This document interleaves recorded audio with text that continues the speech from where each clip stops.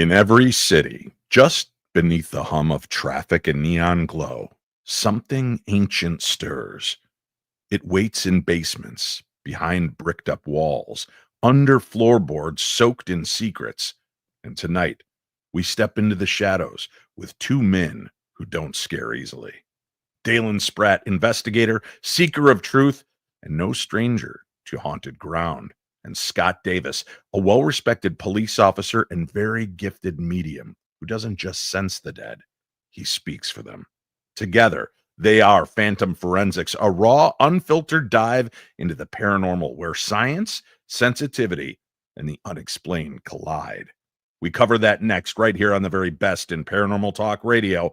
I'm Dave Schrader, and this is my Paranormal 60.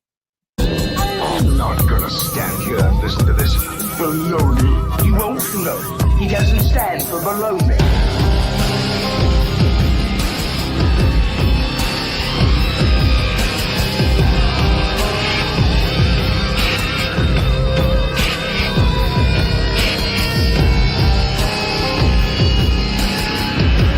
Sounds like a lot of supernatural baloney to me. Supernatural, perhaps. Baloney, perhaps not.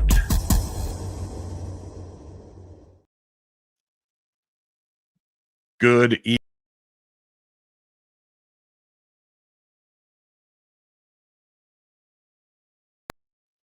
This is the fun part of live radio, podcasts, TV. You never know when you're going to get cut off from the stream. But in that time, you've got a chance to stare at the screen, to see Phantom Forensics, Dalen Spratt, Scott Davis, two faces meant for the paranormal. And they're joining us in just a few moments right here on the program. But my darklings, I want to tell you, I like to surround myself with good people that do good things. And you know our buddy Greg, the paranormal detective Lawson. He has written numerous books: How to Be a Paranormal Detective, Diaries of a Paranormalist, Messages from Mothman, Detecting the Paranormal, and Roswell, the After Action Report. You can get all those books on Amazon.com or wherever you purchase your favorite books. But I wanted to let you know that there's a brand new version of Shadow Zine, and the Mineral Wells Haunted Hill House is featured in it. Greg Lawson, the author of the brand new episode or issue 4, and it's available. We have a link for Shadow Zine on today's program guide. So make sure you go check that out and pick up a copy. Help support Greg. Show him that you love the kind of work he's doing. Speaking of the work he's doing and good people that I surround myself with, the two guys that are going to join us in just a few moments, two dear friends, two guys that I love, I trust, and I enjoy investigating with. I love trading ideas and insults from time to time with both of them and having a good time as we go out and investigate claims of the paranormal. But they don't just sit idly by. No, these guys, they're making things happen. And let's just take a very brief look at their brand new trailer. Scott, man, welcome to Columbus, Ohio. What's up, man? What are we doing here? When I came across this story, I knew that there was only one paranormal investigator that could help me. Whatever story I'm getting involved in is important. No, I'm not gonna wait. Who are you? He told me you're starting to aggravate us. Now, let me tell you how this is gonna work.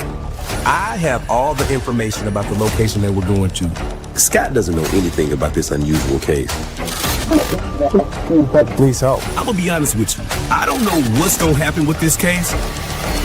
Me and Scotty are the perfect duo to get down to the bottom of it. I hope I got some of this stuff right. There's people left in the past that want a voice, and I'm gonna do my best to give it to them. Best part of this job, to help the living and the dead. Let's go.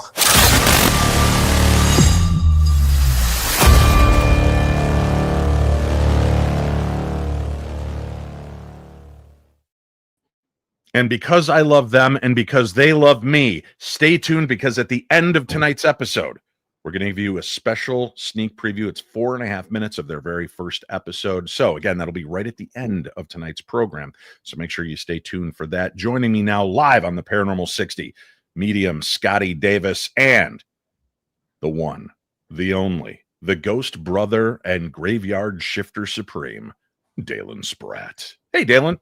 What's going on, everybody? How y'all doing?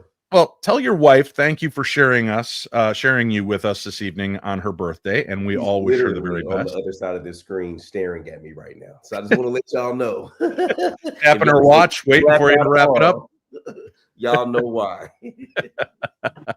Well, I appreciate it, and I'm excited for you guys. You've got a couple of the episodes out and available right now. Let's just start with this real quickly. Now, Dalen, obviously, you come into contact with a lot of people that have cases and stories that people share with you. What about this case made it stand out enough to you to say, this is something we need to investigate?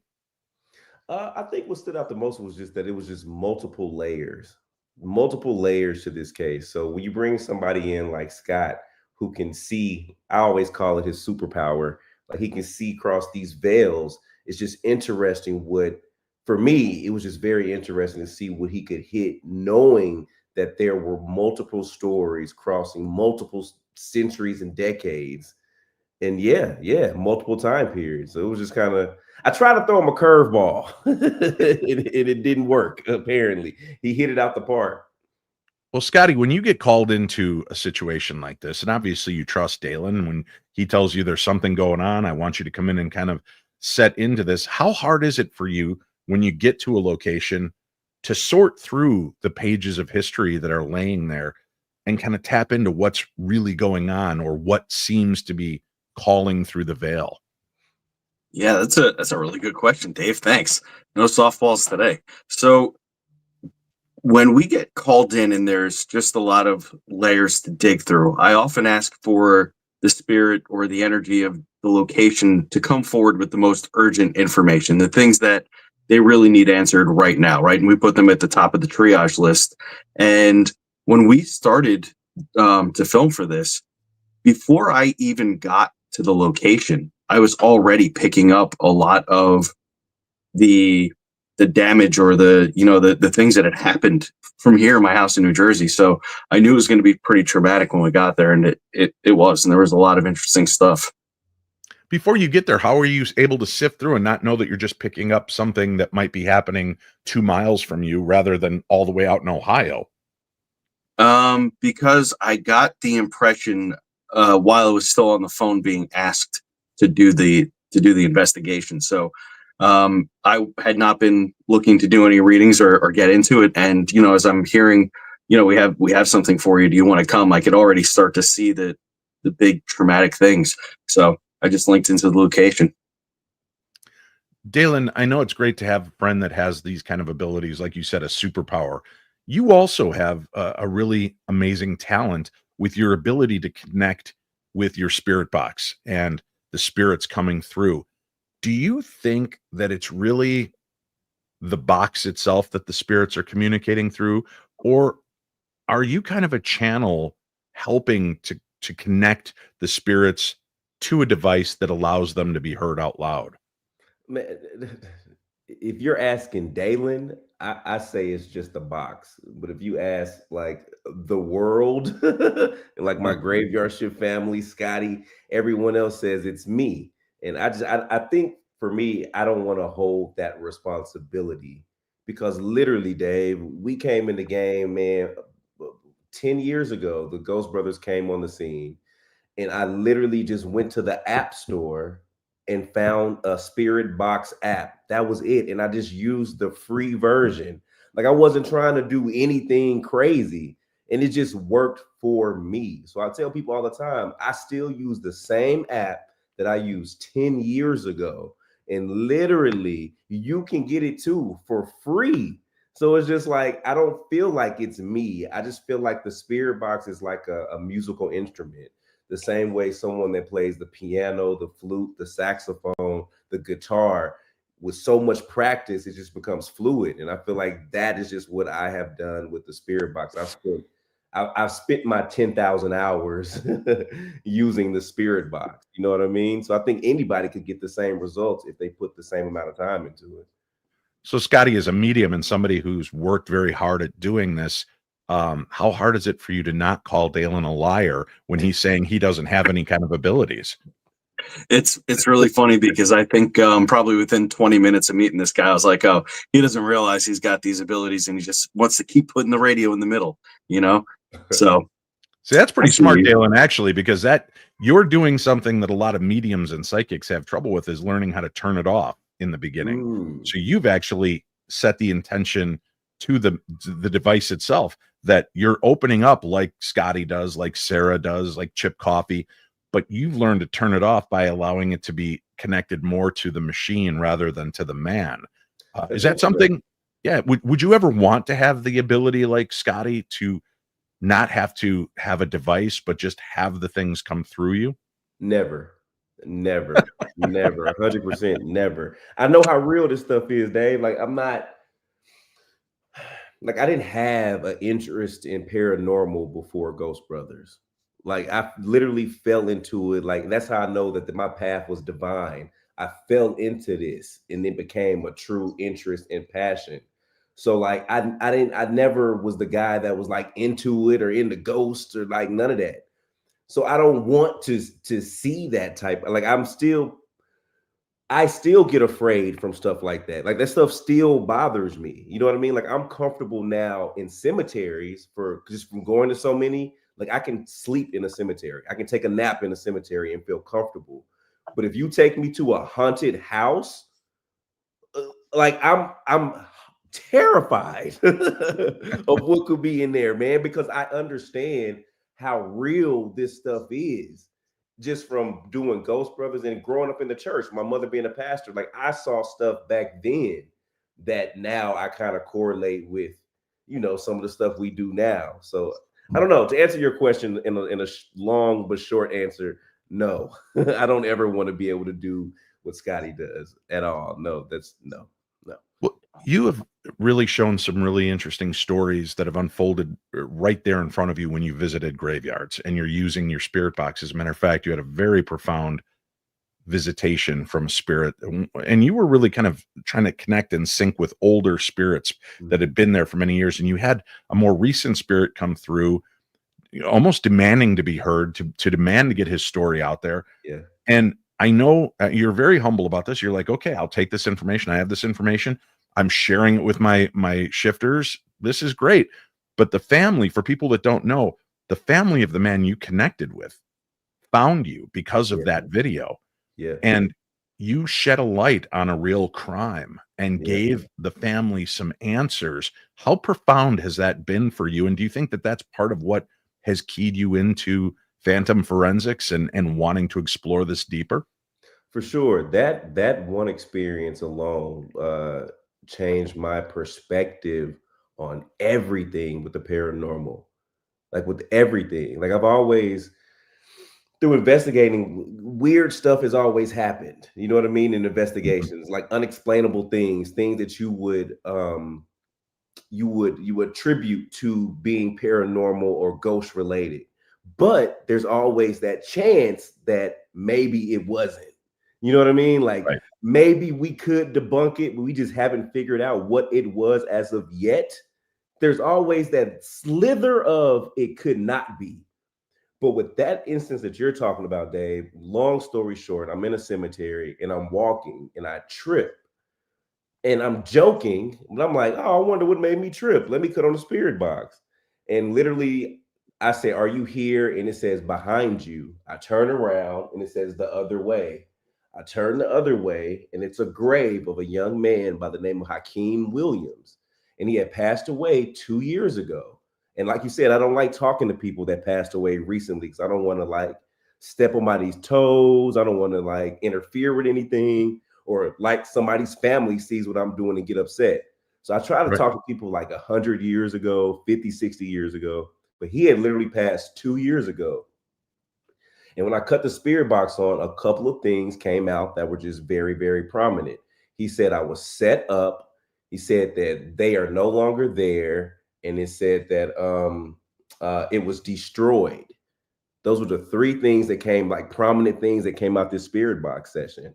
And literally, I don't know how it went viral, but the man's child's mother, so his baby mama, reached out to me and was just like, I need to talk to you. And I'm like, what's wrong? And she was like, everything that came out that spirit box hit dead on to what happened to her child's father. He was in jail. He was incarcerated in Valdosta State Prison. A guard took a prisoner into his cell and handcuffed him. He was stabbed to death. And the video footage of the guard taking him into the jail cell was destroyed. And the guard that they thought was responsible for it transferred. So literally everything that he said in the video to me matched up to a story that I had no idea about. Right. So to me, that was something that there was no possible way for me to debunk. And it let me know in that moment that I am, in fact, talking to somebody that's not here, and they are actively trying to get a message across. And it was just confirmed in that moment. And it was like a light switch going off for me. It was like, this is my purpose. Like, this is my purpose. And like everything I've been doing has led up to this, which leads into phantom forensics. Is just bringing in two people that operate on the same frequency, but just on different ends of it. You know, Scotty sees everything from within and he sees it and I hear it. So I think we're able to like paint a picture together. That was a long-winded answer, guys. What a great answer. That was good. I enjoyed hearing it again. Yeah. Scotty, you've got this ability. You're also a police officer, somebody who takes the law seriously, is the voice for victims to try to get justice, and you are the voice for the spirit realm as well as a medium. Yeah. How much of a dream job is this for you to have forensics and paranormal investigating kind of come together in this new project? It is the absolute coolest job ever. I'm so excited that we're able to take the idea of moving into some science-based paranormal investigation and put that on the board with what we're doing. And it's really fun to have such an amazing team of people that, when I expel things, so people know I'm an evidentiary medium, right? So when I say things, it needs to be able to be backed up. Otherwise, it doesn't mean anything to me, and it shouldn't to anyone, right? So going into phantom forensics, one of the most important things that we go with here is that, one, I don't know anything at all about the case. Dalen holds all the keys to it. He doesn't tell me, and through the entire session, going around the space, he doesn't tell me anything. I just tell him and the crew what's coming through. And then later on, they have a lot of the answers, but not all of the answers. And that is really what is the most fun for me, is not only going in and helping bring the voices of the deceased forward, especially when they're victims, and retelling their stories. But during the first couple of days of shooting for Phantom Forensics, we came across a story that even our archivalist had not come up with. And I gave them very specific information about what I was seeing. And by the end of the second day or so, they actually found the story from a newspaper clipping that was from like the late 1800s. And it matched exactly what I was talking about. So we really went back and we're pulling those latent stories forward. And that's really important for us as well. Just because they're removed from us 150, 200 years doesn't mean that we shouldn't know their story and talk about them still. So that's really what the dream is for me. Dalen, obviously, you found with the spirit from 2 years ago, he wanted to be heard. He wanted his story out there so that answers could be given. Now you're hearing from spirits that are centuries old. Is it surprising to you that far back, it's still important for these spirits to have somebody know their truth? No, I think that's the most interesting part, man. Is anytime you go to even just a resting community, a cemetery, and you just look at all the headstones there, it's literally like pages in a book. Like everybody resting there had a story or has a story. And whether it's big or small to you, it was everything to them.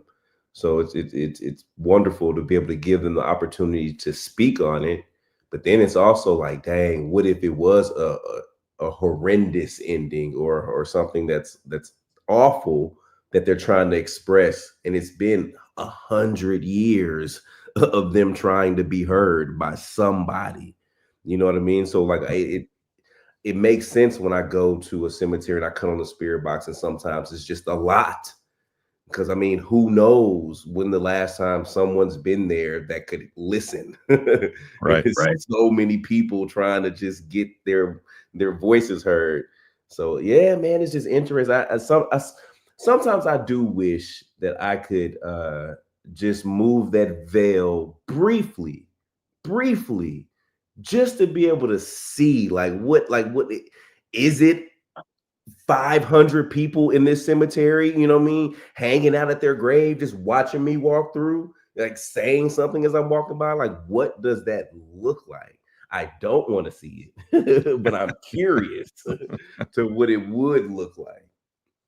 Well, this is a whole nother level of responsibility. When you start investigating stories, trying to put things right that maybe have been forgotten or lost to time. Scotty, is somebody involved in law, if you are uncovering truths about a story that far back, I know a lot of the cases are officially still kind of open, but is there any interest from law enforcement in those areas to ever close a case, to do something with that? Or is it to the point where it's more about just letting the spirit speak as opposed to expecting real justice in the way that we would? So early on in this process of doing this show, we haven't crossed the path of anything active at the moment for an open investigation with law. But I'd hope that in the future, if we do come across a spirit that needs some help, that I'd certainly be able to bridge that gap, being an active law enforcement, and say, these are the things that are coming through. I don't know if they match what you have in your case, and maybe help them reignite an interest in whatever was going on. From the spirit side, for a lot of it, it's not about rectifying something like in the movies and they could be at peace. So many times they just are still there and they just want to be remembered. And I don't want to give anything away for what we did, but a lot of times just the monuments to what happened are removed, and there's not much left, and the spirit can become restless, especially when many people could have met their demise right in one spot, which is something that I will say that we found out during Phantom Forensics. It was it was crazy. So I think those people are just reaching out and finally saying, like Dalen said, "Who, you guys can see me? We want to talk to you. Let's have a town hall about what happened here." And that's what it felt like while we were filming. It was wild. Let's take a quick break. When we come back, I want to discuss the fact that, according to many people, including you, Scotty, time doesn't really seem to matter on the other side. But yet it does seem like these spirits have waited a long time, and they're aware that there has been a long period between what happened and the moment that you and Dalen are starting to bring light back to these stories. How does time work and affect all of this? Let's chat a little bit about that when we return. We'll be back with more of the best in Paranormal Talk Radio right after this. Did you know that radio just got a little extraterrestrial? That's right, Dave Schrader is back on radio with the Paranormal 360 every Sunday evening, 7 to 9 p.m. Central on WCCO AM 830, an Odyssey station. Just download the Odyssey app and look for the WCCO logo, follow the station, and listen live. That's the Paranormal 360 on WCCO AM 830, an Odyssey station.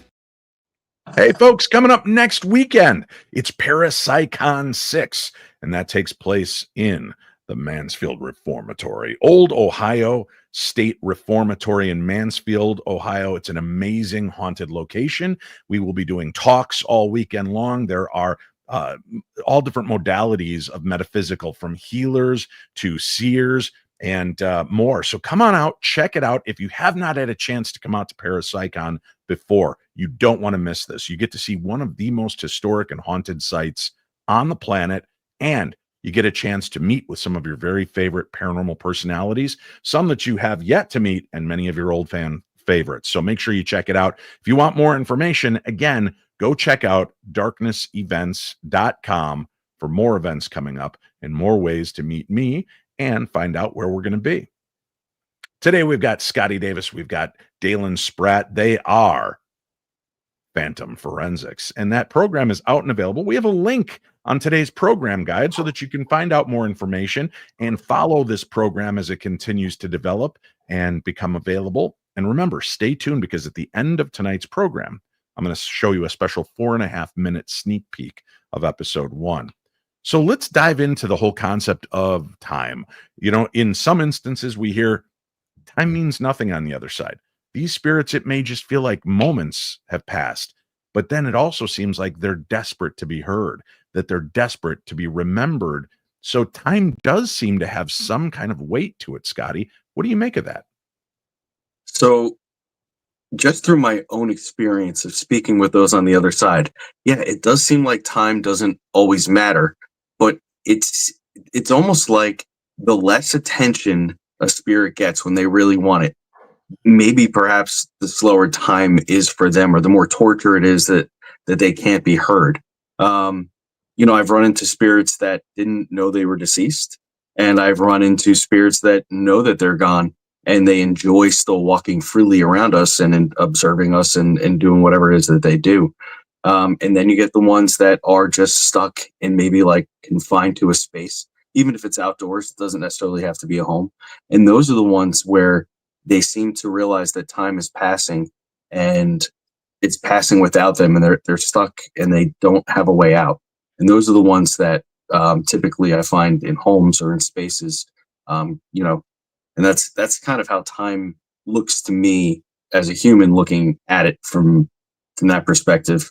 But it's, who knows, anybody's guess.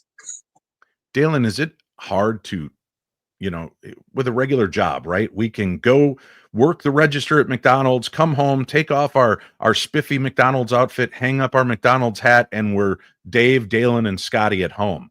When you deal with the paranormal and you go to a site or multiple sites where there have been tragic deaths, and sometimes many deaths that have soaked that land and have kind of created this psychic scar, how hard is it for you after big investigations like this to take that off and leave it at the door so that you can enjoy your wife, your child, your life, and not have that burden on you of the things you know and see?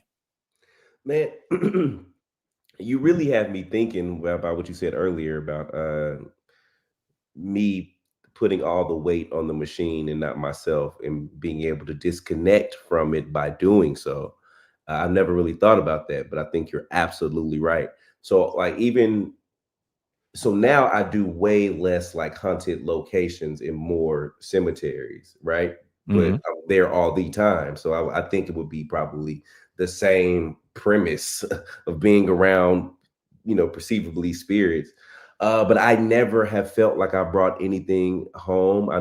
It's almost like as soon as I walk out the gates of the resting community, I'm back to like my regular life. And I Mhm. think we even had that same mentality or feeling or approach with Ghost Brothers when we would be in the darkest of locations, from Waverly Hills to plantations to boats, whatever it was.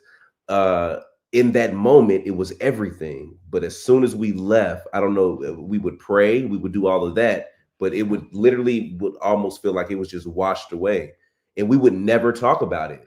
Like once we left and went home, the discussion wasn't paranormal, it wasn't ghosts and none of that. So it was like a switch for us. And I think I've been able to carry that on, but that's how I want to keep it. Right. Like I need that. Dave, Scott, I can't progress in this field if I don't have that separation. Yeah. It won't work for me, because I can't be at home in my safe space around my daughter and look across the room and see somebody that followed me from a resting community in Iowa. Like I can't, I can't like that would make me stop. Yeah, that makes sense. Yeah, nobody wants to have that. It does occasionally happen, time to time. You hear investigators say like, "Hey, I might have actually brought something home by accident," and I do think, time to time, it's happened to me. But just like you, I don't come home and it's not all ghosts and goblins in our house either. Only when it's time to do this stuff.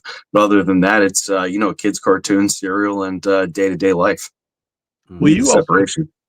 Scotty, being in law enforcement, being former military, you've Mhm. seen things. You've had experiences that many of us would break having to witness. Do you think that that helps you, that when you go do this kind of work and help these spirits and lay witness to what they've been through, do you think that because you're calling in law enforcement, does that help you break it? Or do you find days that not necessarily carrying something home like an attachment, but how do you disassociate that feeling of sadness, of dread, of death that encompasses so many of these stories? Yeah, I think you nailed it on the head with that, Dave. My time in the military, I saw a lot of things through deployment. And my threshold was very low back then, and of course after that it was much higher. And in I don't know, going on 12, 13 years in law enforcement, I've seen a lot of things that I thought were going to break me in real life.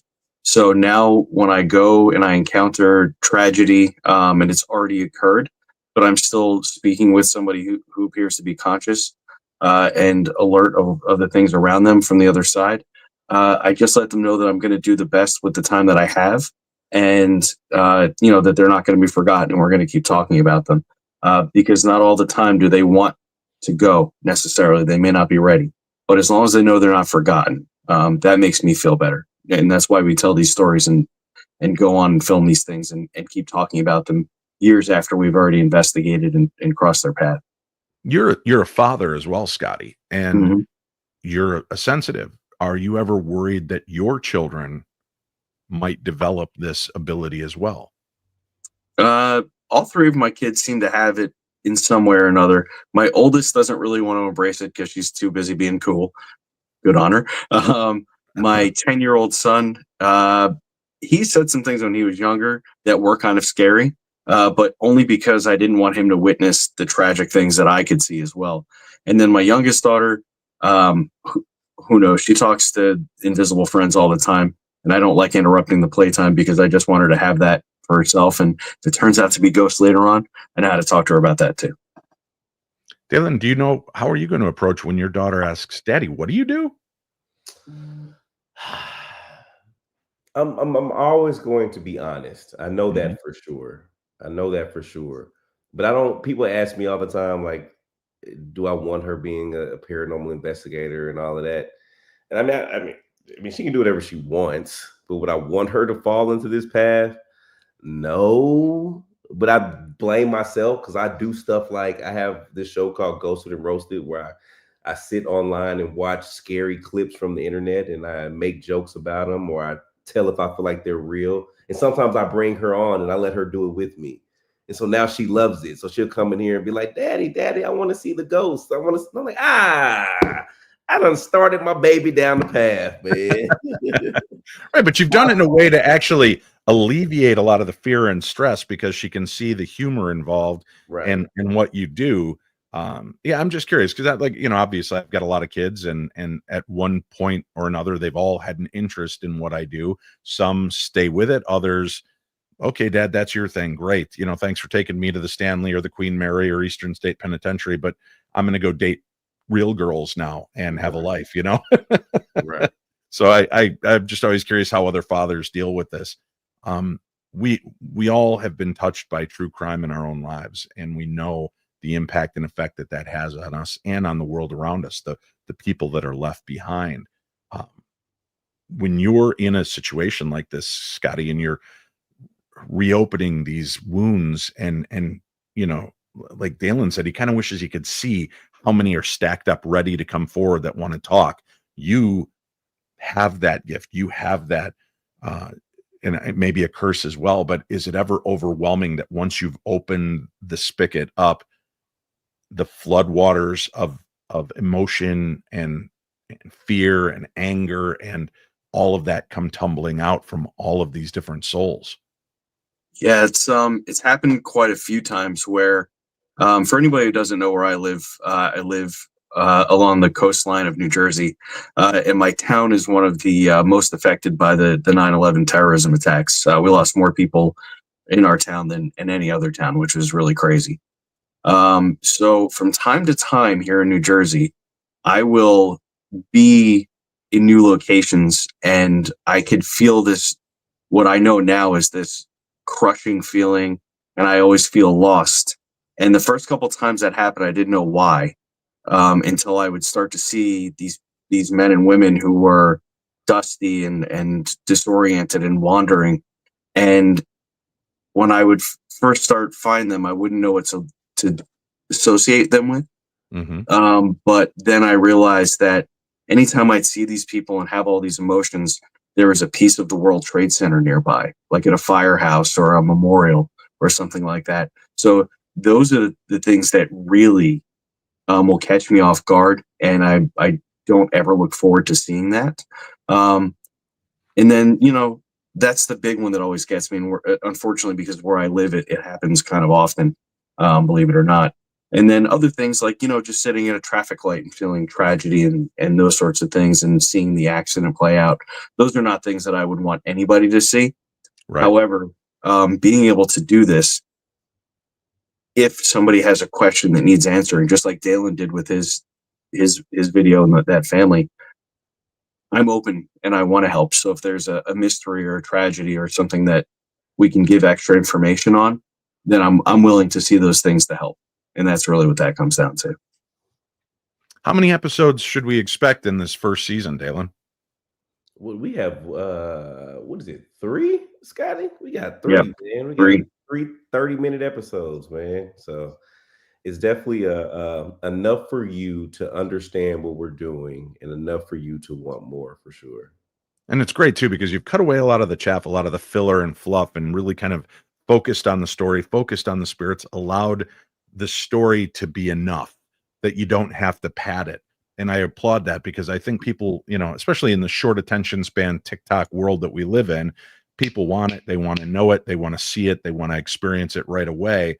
And that's exciting. So you've got these 3 episodes, each about a half an hour long, going into it. When you wrap up a case like this, and obviously there's a lot of time and effort that's put into filming something like this, do you walk away feeling satisfied, Dalen, or do you walk away feeling, I think we have to go back, or I think there's more to this story?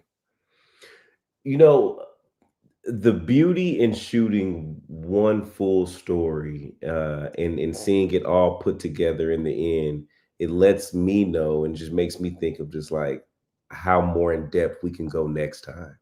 It's like, dang, man, we did a lot, but we left so much more meat on the bone. And it was like, that's what's cool about Phantom Forensics. It's just like we could go so much deeper at times. And through these cases, like we didn't even really investigate as much as like we could have with equipment, you know what I mean? Right. Just to validate what we were seeing and going through.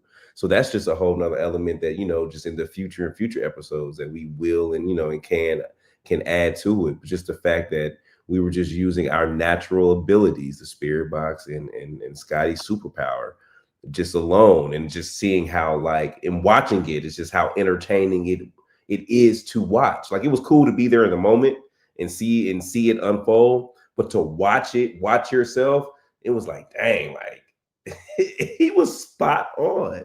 But yeah, it was cool. It's good.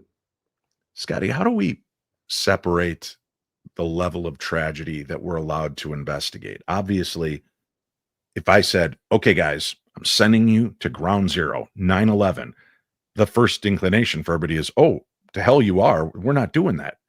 Well, okay, let's go back further in time. Guys, I'm sending you to Auschwitz. Oh, to hell you are. We're not going to go do that, right?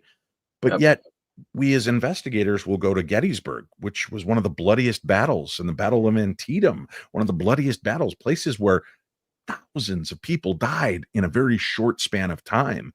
Tragic deaths, brother against brother, father against son, this brutality. Why is some of it okay for us to lean into while there's a stigma associated with other things?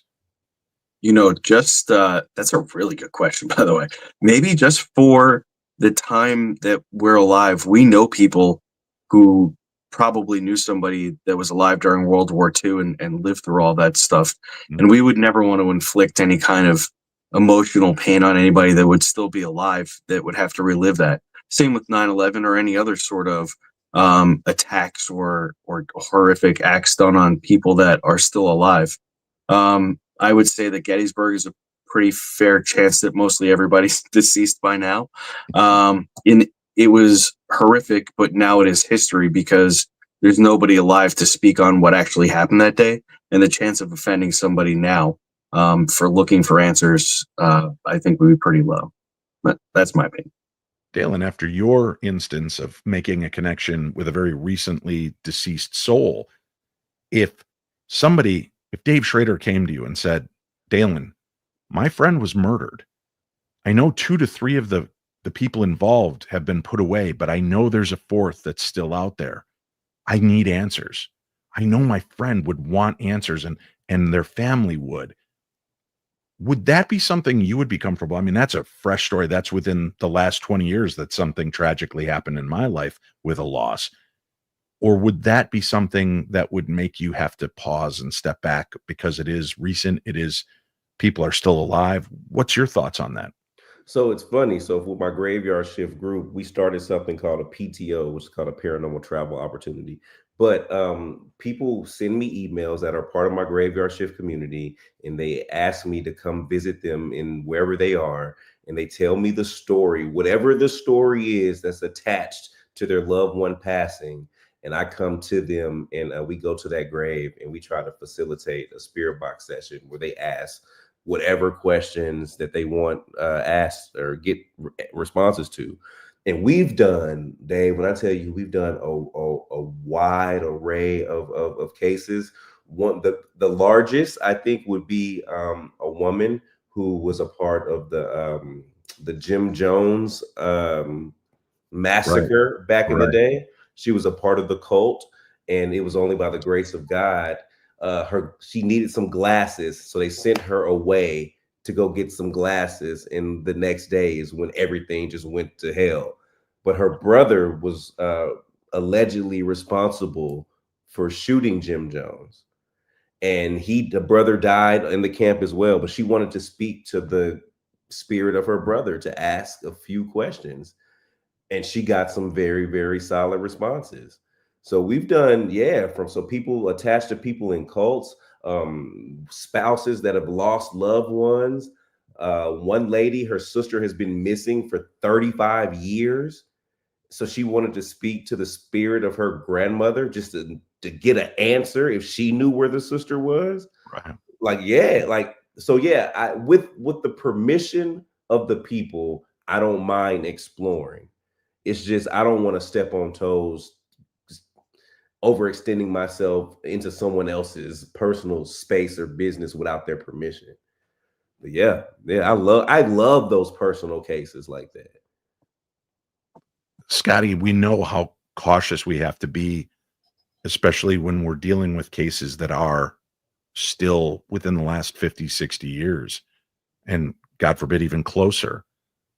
But how do we go about giving the proper information without sullying somebody else? Because, listen, maybe Bob was murdered and really believes that it was Dave and Dalen that did it.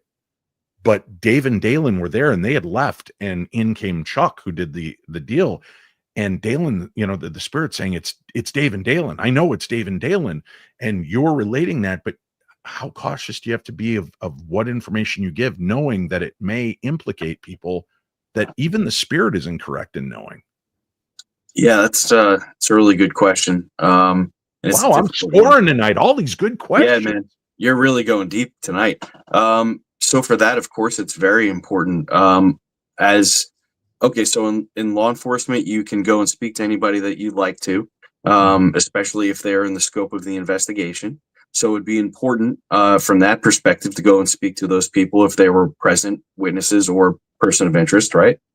But if you're going to go in as an investigator, maybe you're a medium, maybe you work with Spirit Box, maybe you have some other cool means of doing this kind of stuff. I would say that your best bet is to just gather information without implying anything about it. So even if you were to get names that came through and they in fact correlated with information from the investigation, don't put your own spin on it, because your opinion and the facts don't matter. What matters are the facts that you came up with names, maybe dates, locations, important things that you could write down and just give to the actual investigation on law enforcement side. Whether or not they look at it or not, that's up to them. But definitely the best way to do it is just don't put your 2 cents into it. Know as little about what you're going to go into if you're doing it that way as possible. That way you don't have your moral compass telling you who it should be or not, because oftentimes are wrong. Well, you mentioned earlier that sometimes you come across spirits who don't even realize that they're dead yet. So Yeah. to me, that says that there is a part of our consciousness that lives on that may still be tethered here, that has not gotten the enlightenment of the afterlife to know what really happened to them. So that can be, I would guess, very chilling and alarming, right? When you consider that element of a story like this. Let's dive into that in just a few seconds. We have to take another very quick break. We'll be back with more. We've got Dalen, we've got Scotty, and remember, stay tuned, because at the end, when we say goodbye, we're going to show a 4.5-minute clip of episode 1 of Phantom Forensics. We'll do that in just a bit, right here on the Paranormal 60. Oh, are you reading me? Come in. Hello? Greetings from the Shadow, and welcome to Shadowzine. My name is Jeff Belanger. I'm an author, podcaster, and explorer of the unexplained. For 30 years, I've been investigating the paranormal, UFOs, monsters, and things that bump in the night. Lately, you may have noticed how major TV networks and even social media networks have been pushing our favorite subject back into the shadows. I say good. That's why I launched Shadowzine, a monthly underground publication that covers your favorite topics in depth by some of the leading writers and researchers out there. If you're looking for 30-second TikTok clips, go somewhere else. If you're ready for a deeper dive, put down your phone and pick up Shadowzine. You can't find it in stores. This is old school print. Head to shadowzine.com and be part of the underground revolution. That's shadowzine.com, and I'll see you in the shadow. Phantom Forensics, that's the name of the new program, and we have a link for that on today's program guide, so you can catch up, follow the antics of our good friends Dalen and Scotty as they investigate the strange and supernatural. Before the break, we were kind of talking, and I know we've been going a little deep, Scotty, in this. No softball questions, wanting to kind of understand this. There's so much to what you do and what is going on in programs like this. Is there a line for you? Is there a line? I would never do anything just to do it. And I would never ever make anything up or fake what I'm doing. And that's the hard line through the entire show for us.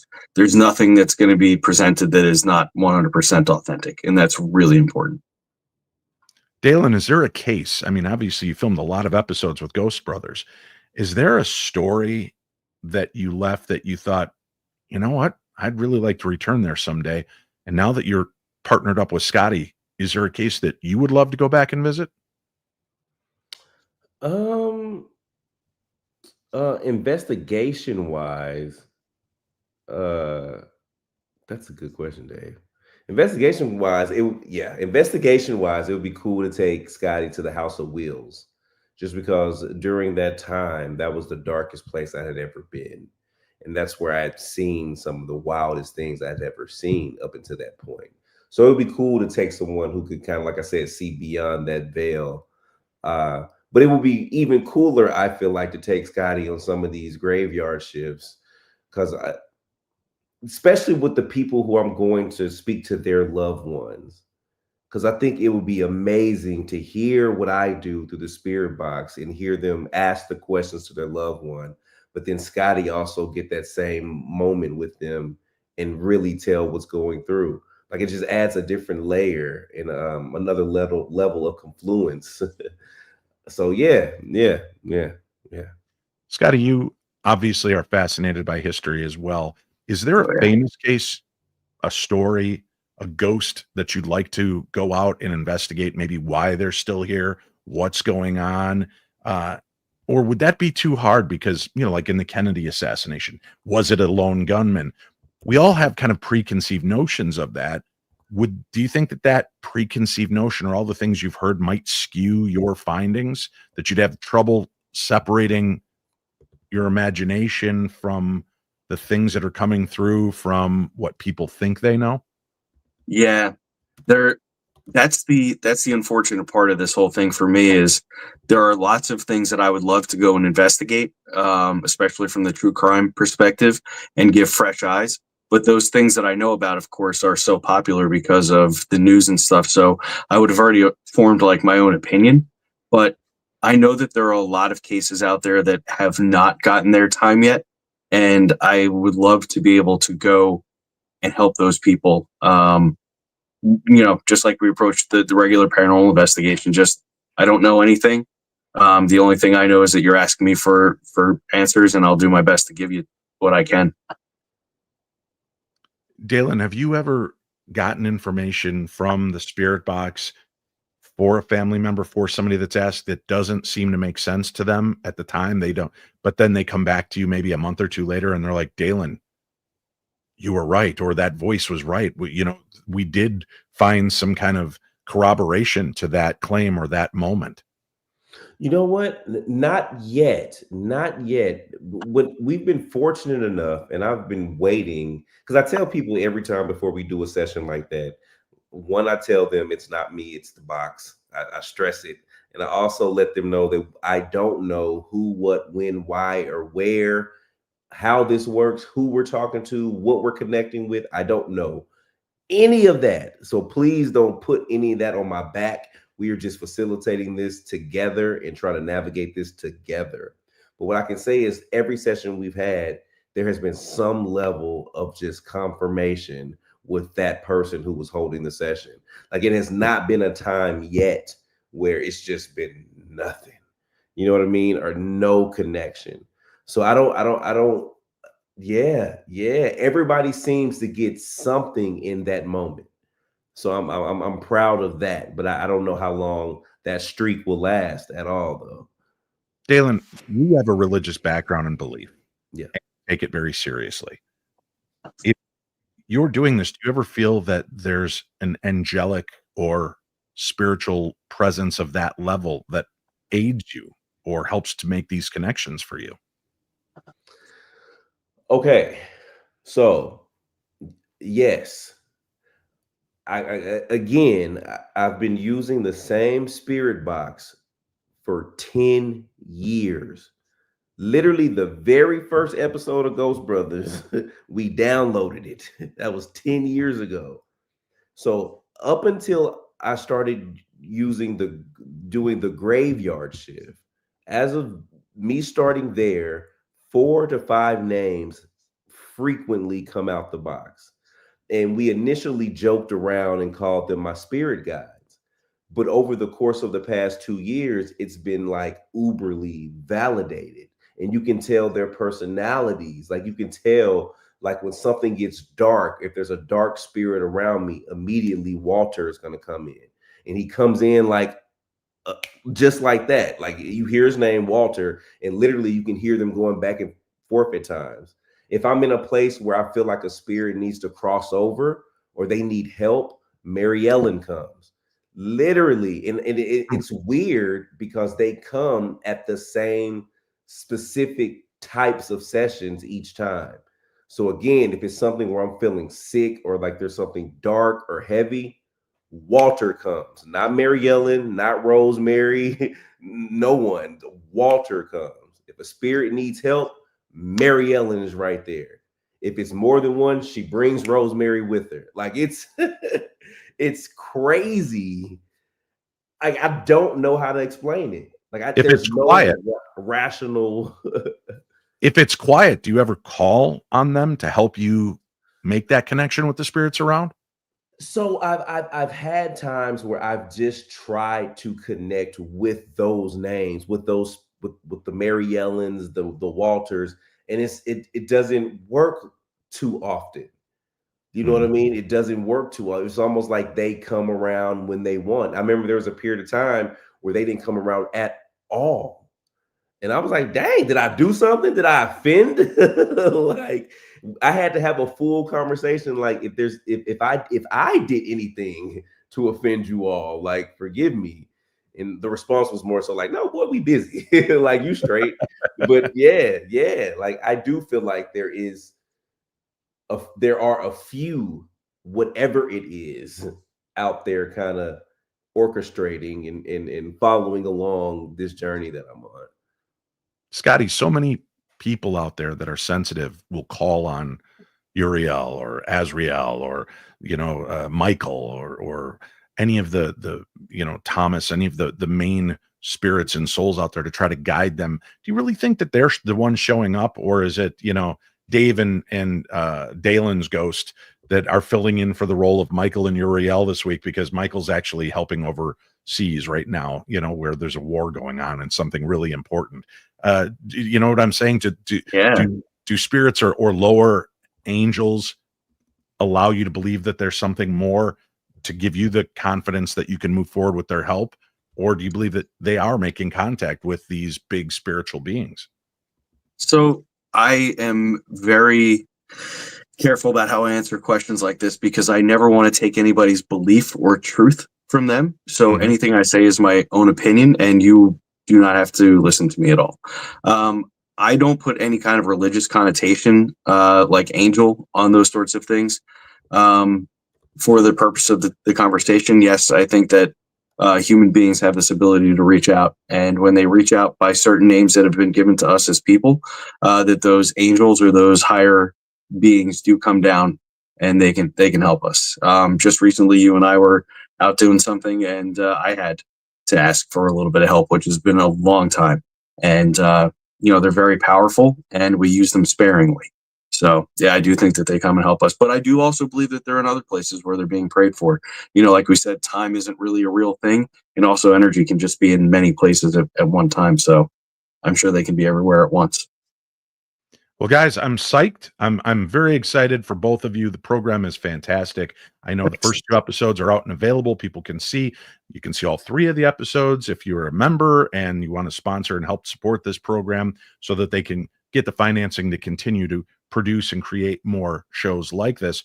What do you hope, Dalen, people get from the series, at least the first 3 episodes? I hope that they just first of all, I hope that they love the experience that me and Scotty went on. And I hope that they feel the authenticity of it and the chemistry between us two. But I hope it just inspires a thirst for more episodes, man. And just to see that you have, just some independent content creators coming together, trying to make something cool without the hand of the suits in New York and California. So I just feel like that paranormal space has been through a lot the past 3 years, from the talent and as well as the viewers and the supporters. Like, everybody's been given the runaround. So you got people trying to take their destiny into their own hands to provide some quality content, So I just hope people can appreciate it and just want to support and enjoy the content that we put out. Scotty, with going out and sharing your gifts, this is one of the first times people, obviously, so you've got a great following on YouTube and all the other services that are out there. But this is a bigger scale for you. This is getting out in front of more people, seeing this. What do you hope people can take away from watching this journey between you and Dalen and the spirit realm? So what I hope is that everybody can watch this and they can enjoy it for one reason or another. They can see that we can believe different things, and we can still get along at the end of the day. And that, just opening up your heart a little bit, even if you don't think you're connecting with the afterlife, you are connecting with lives that have been lived. And history is just as important as today. So make sure that you are looking back at people's struggle and their triumphs with love, remembering them, and remember that we're standing here today because of those things. And if you like to add a little bit of paranormal spice on that, you definitely got to come hang out with us over on Phantom Forensics, because that's what we're doing. And you are making yourselves available for Q&A and working with the people that are watching the show, supporting it. Dalen, one of the biggest questions that has come in time and time again from people that have watched the trailer is, I think the quote is something along the lines of, you knew that when you uncovered this story, there was only one other person you could trust to do this investigation with? Just one, Dalen? What am I? You forget about me, Dalen? Am I not that important to you anymore, buddy? Listen, Dave, they had me in a headlock, man. I had to read the script that was in front of me. And I said that, you sure I can't say Dave Schrader? They was like, no, read it how it said. Scott. His name is Scott. Yeah. Because I was pretty sure when your mouth moved, you said Dave Schrader, but it looked like they plugged in the name Scott Davis. Dave, they put their hands on me, Dave. They made me say it. Well, gentlemen, my hope is that at some point in the future, the three of us can work together on looking at different types of cases and uncovering mysteries of this universe together. You know, I love you both very much. I think the world of you, and I wish you all the success in the world with this new program. And I hope that you're able to continue to bring it out and show off both of your gifts, not in the show off way, but I mean, give people hope and let them know that our stories are important and that we will, be heard, and you will give people and the spirits time to heal and come together and get these stories out. So congratulations to both of you. Thank you, Dave. Thanks for having us on. Appreciate it. Always a pleasure. And Scotty's going to be back with us later this month because he's trading out Dalen for Sarah Lemos. When we have I know, Dalen, that's just the way Scotty is. We are nothing but characters in his play, obviously. But we're going to have Scotty and Sarah back on for Ask the Mediums, and we will collecting your emails. If you have questions for Scotty and Sarah and you've had your own experiences and would like them to weigh in on it, you can always email me, Dave@paranormal60.com. Now, for those of you that hung in with us, we're going to take the last 4.5 minutes here as we say goodbye to Scotty Davis and Dalen Spratt, and you can find their links on today's program guide. But let's go out tonight on a high and take a look at the first 4.5 minutes of their very first episode. This is Phantom Forensics. All right, y'all. Dalen Spratt here. I am on my way to Columbus, Ohio. You see, I came across a case that spans across centuries, and to this day, is still actively affecting people. But don't you worry, I'm not going by myself. I got my boy Scott the Medium, aka Scotty, as I like to call him, because he's the only person I know that has the skills and the ability to break this case down. Now, let me tell you how this is going to work now. I have all the information about the location that we're going to. Scotty doesn't know anything about the case. All I told Scotty is he's headed to Columbus, Ohio, and to pack some warm clothes. I'm gonna be honest with you. I don't know what's gonna happen with this case, but I do know me and Scotty are the perfect duo to get down to the bottom of it. I decided that I would make a little bit of a video journal about the things that I'm picking up before I go. And what's important to know is that I don't know anything about where I'm going except for the fact that I'm going to Columbus, Ohio. I haven't done any research and I have no idea what the story is.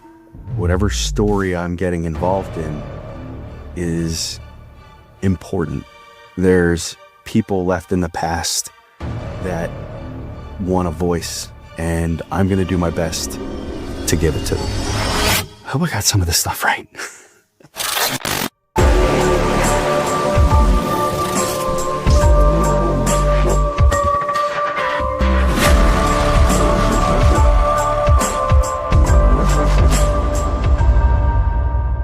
What's up, man? What are we doing here? Listen, when I came across this story, right, I knew there's only one person that could help me kind of figure it out. And I'm glad you're here. Thanks, buddy. Look, I know how you work. You don't like to know anything before you get to a location. You like to fill it out and sense it out in real time. Yeah. Have you felt anything since you've been in Columbus? All right, so this morning when we were sitting downstairs having our coffee, there was this man that was standing, and I kind of had glimpses of him before I got here. So when I tune in, I see a man in old clothing, early 1900s, maybe late 1800s. He's got a heavy wool coat on, heavy wool pants, fingerless gloves, and I can see that he's using an old shovel and he's digging graves. When I walked into the place, right, I had an overwhelming sense that it was spirited in some kind of way. As soon as I walked in, I just had the feeling that someone else was there with me. Right, and it's weird because this place is beautiful. There should be no reason for it to be. Right? At all. Yeah, and when I first got there as well, it felt fine. And then after a while, this man started showing up. And then when I went to bed, that's when all the drama started. Wait, you with the sleeping. physically saw someone? Yes. And he's here right now. He's watching us. He's watching me and you talk right now. And he's kind of laughing at us. Okay. Yeah, he's definitely here to, in my opinion, not guide us, but kind of hinder us and kind of try to push us away from whatever we're looking for. Well, what would be the reason behind him trying to keep us from seeing what's going on? Hidden secrets, man. I think that he's going to be crucial to what we're doing today. So this guy is probably from like the early 1900s. He's about 40 years old. He's about my height or a little bit shorter. He has like a grown-in brown beard, deep sunken eyes. He has on like kind of like a bowler hat, I guess, if that's what you want to call it. He has this like greasy brown hair that's kind of sticking out of it. Then he's dressed in like a long, like kind of like old wool coat and wool pants. He's got on fingerless gloves and he's carrying around a shovel. And a shovel? Yeah, a shovel. And when you first asked me to come out here, I saw this glimpse of a man digging graves and they were like kind of shallow. Do you feel like that has anything to do with us being here in Columbus? I think that that spirit who's here with us now has been trying to disrupt me, trying to get me to not tell the story, or they don't want me to come to investigate. There's secrets that need to get uncovered, but we're here. So of course we're gonna do it. Yeah, I wouldn't want to be here with any other person than you, man. All right, man. You ready? For sure. Let's go. it.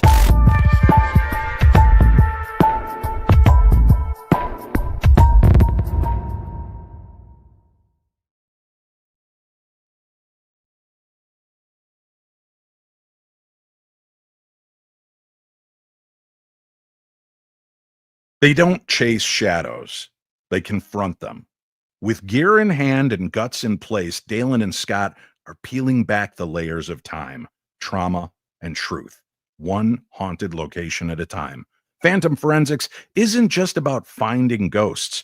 It's about listening to them, documenting them, and giving them the chance to speak their truth, maybe for the very first time.